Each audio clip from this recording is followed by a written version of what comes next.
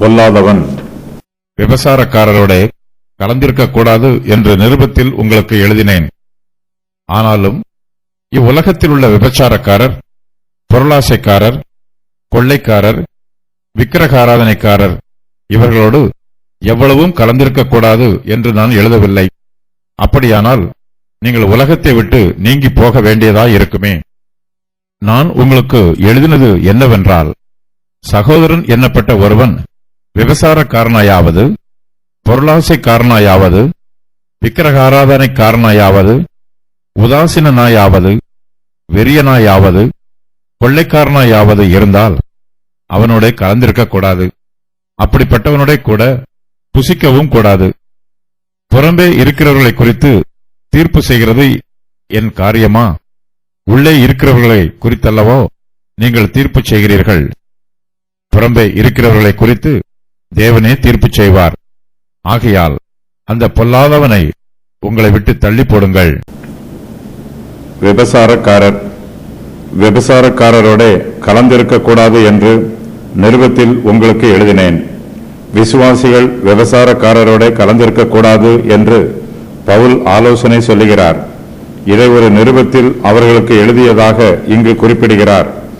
அந்த நிருபம் இதற்கு முன்பு எழுதப்பட்டது என்றும் அது காணாமல் போய்விட்டது என்றும் வேத பண்டிதர்களில் ஒரு சிலர் சொல்லுகிறார்கள். வேறு சிலரோ பவுல் எழுதிய அந்த செய்தி இந்த நிருபத்தில்தான் எழுதப்பட்டிருப்பதாகவும் சொல்லுகிறார்கள்.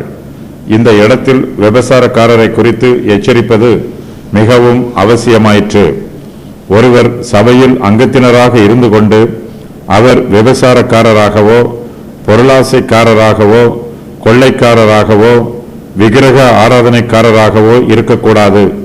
இப்படிப்பட்டவர்களோடு விசுவாசிகள் கலந்திருக்கவும் கூடாது, அவர்களோட கூட புசிக்கவும் கூடாது. விசுவாசிகள் இப்படிப்பட்ட துன்மார்க்கரோட ஐக்கியம் வைத்திருக்கக்கூடாது, அவர்களோடு எந்த உறவும் வைத்திருக்கக்கூடாது.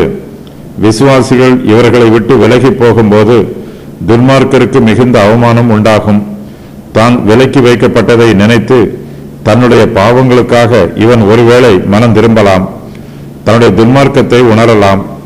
ஆகையினால் இப்படிப்பட்டவர்களோடு கலந்திருக்காமல் விலகியே இருக்க வேண்டும். சபையில் உள்ள விசுவாசிகள் துன்மார்க்கராய் இருந்தாலும் நமக்கு கிறிஸ்துவுக்குள் சகோதரராகவே இருக்கிறார்கள். இவர்கள் கிறிஸ்துவுக்குள் சகோதரர் என்று எண்ணப்பட்டவர்கள். ஆனால் இவர்கள் உண்மையில் கிறிஸ்தவ சகோதரர்கள் அல்ல. இவர்கள் விசுவாசிகளோடு ஐக்கியம் வைத்திருக்க தகுதியற்றவர்கள்.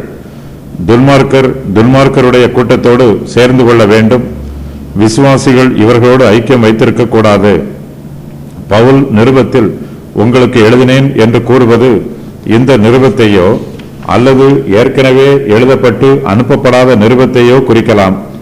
கொரிந்து சபையில் உள்ள நிலைமைகள் தங்களுக்கு தெரிவிக்கப்பட்ட பின்பு பவுல் முதலாவது நிருபத்தை எழுதியதையும் இப்போது எழுதுவதையும் சேர்த்து இந்த நிருபத்தில் எழுதி அனுப்பியிருக்கலாம். உலகம். ஆனாலும் இவ்வுலகத்தில் உள்ள விபசாரக்காரர், பொருளாசைக்காரர், கொள்ளைக்காரர், விக்கிரக ஆராதனைக்காரர் இவர்களோடு எவ்வளவும் கலந்திருக்க கூடாது என்று நான் எழுதவில்லை. அப்படியானால் நீங்கள் உலகத்தை விட்டு நீங்கி போக வேண்டியதாய் இருக்குமே. நான் உங்களுக்கு எழுதினது என்னவென்றால், சகோதரன் எண்ணப்பட்ட ஒருவன் விபசாரக்காரனாயாவது, பொருளாசைக்காரனாயாவது, விக்கிரக ஆராதனைக்காரனாயாவது, உதாசீனாயாவது, வெறியனாயாவது, கொள்ளைக்காரனாயாவது அவனோட கலந்திருக்க கூடாது. அப்படிப்பட்டவனுடனே கூட புசிக்கவும் கூடாது. விசுவாசிகள் விபசாரக்காரரோட கலந்திருக்க கூடாது என்று பவுல் எழுதுகிறார். அதே வேளையில் தன்னுடைய ஆலோசனைக்கு ஒரு வரம்பையும் வகுக்கிறார். விசுவாசிகள் இவ்வுலகத்தில் உள்ள விபசாரக்காரரோடு எவ்வளவும் கலந்திருக்க கூடாது என்று பவுல் கட்டுப்பாடு பண்ணவில்லை. இவ்வுலகத்தில் உள்ள விபசாரக்காரர் வேறு, சபையில் உள்ள விபசாரக்காரர் வேறு. பவுல் இவ்விரண்டு விதமான விபசாரக்காரரை குறித்து வெவ்வேறு விதமான ஆலோசனைகளை சொல்லுகிறார். இவ்வுலகத்தில் உள்ள விபசாரக்காரரோடு விசுவாசிகள் எவ்வளவும் கலந்திருக்க கூடாது என்று பவுல் சொல்லவில்லை. இவர்களோடு புசிக்கவும் கூடாது என்று பவுல் கட்டுப்பாடு பண்ணவும் இல்லை. உலக பிரகாரமான ஜனங்களுக்கு பாவத்தை பற்றி தெரியாது, பரிசுத்தத்தை பற்றியும் தெரியாது. அவர்களுக்கு சத்தியம் உபதேசிக்கப்படவில்லை. ஆகையினால் அவர்கள் தங்கள் விருப்ப பிரகாரம் ஜீவிக்கிறார்கள். இவர்கள் எண்ணிக்கையில் அநேகராய் இருக்கிறார்கள். விசுவாசிகள் இவ்வுலகத்தில் உள்ள பாவிகளோடு எவ்வளவும் கலந்திருக்க கூடாது என்று தீர்மானம் பண்ணினால் விசுவாசிகள் இவ்வுலகத்தை விட்டு நீங்கி போக வேண்டியதாய் இருக்கும். உலகத்தில் பாவிகள் தான் அநேகராய் இருக்கிறார்கள். அவர்களோடு பேசக்கூடாது, பழகக்கூடாது, புசிக்கக்கூடாது என்று நாம் தீர்மானம் பண்ணினால் இந்த உலகத்தில் நமக்கு யாருமே இருக்க மாட்டார்கள். நாம் இந்த உலகத்தில் இருக்கும் வரையிலும் இவர்களோடு பேசலாம், பழகலாம், புசிக்கலாம். இவர்களை ஒட்டுமொத்தமாக ஒதுக்கி வைத்துவிட முடியாது. இவர்களை ஒதுக்கி வைக்க வேண்டும் என்றால் நாம் தான் இவ்வுலகத்தை விட்டு ஒதுங்கி போக வேண்டும். நாம் இந்த பிரபஞ்சத்தில் ஜீவிக்கிற வரையிலும் புறஜாதி ஜனங்கள் மத்தியில் ஜீவிக்கிறோம். ஆகையினால் அவர்களோடு பேசி பழகி புசிக்க வேண்டிய அவசியம் நமக்கு உண்டாகிறது. அவர்களோடு நாம் பழகினாலும் நம்முடைய பரிசுத்தத்தை விட்டு கொடுத்து விடக்கூடாது. அவர்களிடத்தில் உள்ள பாவ கரைகள் நம்மிடத்திற்கு வந்துவிடக்கூடாது. இவ்வுலகத்தில் உள்ள விபசாரக்காரரோடு நாம் கலந்திருக்கலாம் என்று பவுல் சொல்லும்போது சபையில் உள்ள விபசாரக்காரரோடு நாம் கலந்திருக்க கூடாது என்றும் கண்டிப்பாய் சொல்லுகிறார். சகோதரன் எண்ணப்பட்ட ஒருவன் என்னும் வார்த்தை சபையில் உள்ள விசுவாசியை குறிக்கிறது. ஒரு விசுவாசி விபசாரக்காரனாக இருக்கும்போது மற்ற விசுவாசிகள் அவனோடு கலந்திருக்க கூடாது, அவனோடு புசிக்கவும் கூடாது. விசுவாசிகள் உலகத்தை விட்டு நீங்கி போக வேண்டிய அவசியம் இல்லை. அவர்கள் உலகத்திலேயே ஜீவிக்க வேண்டும். இவ்வுலகத்தில் பாவிகள் இருக்கிறார்கள். அவர்களோடு எவ்வளவும் கலந்திருக்க கூடாது என்று பவுல் எழுதவில்லை. ஏனெனில் நாம் இந்த உலகத்தில் ஜீவிக்கும் போது பாவிகள் மத்தியில்தான் ஜீவிக்கிறோம். இவர்களோடு நாம் எவ்வளவும் கலந்திருக்க கூடாது என்றால் நாம் இந்த உலகத்தை விட்டு நீங்கி போக வேண்டியதாய் இருக்கும். நாம் பாவிகள் மத்தியில் ஜீவித்தாலும் பாவிகளுடைய சுபாவங்கள் நமக்குள் நுழைந்து விடாதவாறு மிகுந்த எச்சரிப்போடு இருக்க வேண்டும். புறம்பே இருக்கிறவர்களை குறித்து தீர்ப்பு செய்கிறது என் காரியமா? உள்ளே இருக்கிறவர்களை குறித்தல்லவோ நீங்கள் தீர்ப்பு செய்கிறீர்கள். புறம்பே இருக்கிறவர்களை குறித்து தேவனே தீர்ப்பு செய்வார். ஆகையால் அந்த பொல்லாதவனை உங்களை விட்டு தள்ளி போடுங்கள். உலக பிரகாரமான ஜனங்கள் சபைக்கு புறம்பே இருக்கிறார்கள்.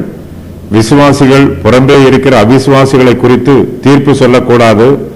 அவர்களை தேவனுடைய நியாய தீர்ப்புக்கு ஒப்புக் கொடுக்க வேண்டும். விசுவாசிகள் சபைக்குள்ளே இருக்கிறவர்கள். இவர்கள் சுவிசேஷத்தின் பிரமாணத்திற்கு கீழ்ப்படிந்து ஜீவிக்க வேண்டியவர்கள். விசுவாசிகள் தேவனுடைய தீர்ப்புக்கு உட்பட்டவர்கள். சபையில் உள்ள மற்ற விசுவாசிகளுடைய தீர்ப்புக்கும் உட்பட்டவர்கள். விசுவாசிகள் பாவம் செய்யும் போது தேவனும் அவர்களை நியாய தீர்ப்பு செய்வார். மற்ற விசுவாசிகளும் அவர்களை நியாய தீர்ப்பு செய்வார்கள். தேவனுடைய பிரமாணத்திற்கு விரோதமாக பாவம் செய்கிற விசுவாசிகள் தண்டிக்கப்பட வேண்டும். அவர்களுக்கு அவமானம் உண்டாக்க வேண்டும். சபையின் ஐக்கியத்தில் இருந்து அவர்களை வெளியேற்ற வேண்டும். சபைக்கு புறம்பே இருக்கிற அவிசுவாசிகளை நாம் தீர்ப்பு செய்யக்கூடாது. அவர்கள் ஏற்கனவே சபைக்கு புறம்பேதான் இருக்கிறார்கள். அவர்களை மறுபடியும் சபைக்கு புறம்பாக்க வேண்டிய அவசியம் இல்லை.